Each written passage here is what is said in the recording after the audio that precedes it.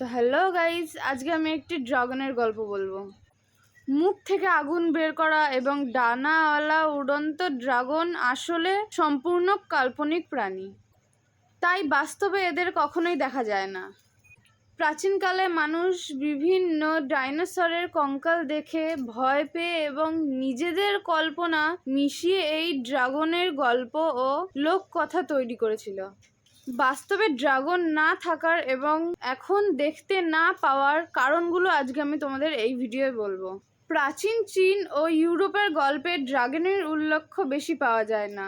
মাটির নিচে ডাইনোসরের বড় হাড় বা কঙ্কাল পেয়ে প্রাচীন মানুষ সেগুলোকে ড্রাগনের হাড় মনে করত। কোনো প্রাণীর শরীরের ভেতর থেকে আগুন তৈরি করা এবং তা মুখ দিয়ে বের করা অসম্ভব। গল্পে ড্রাগনের বিশাল আকৃতি দেখানো হয়।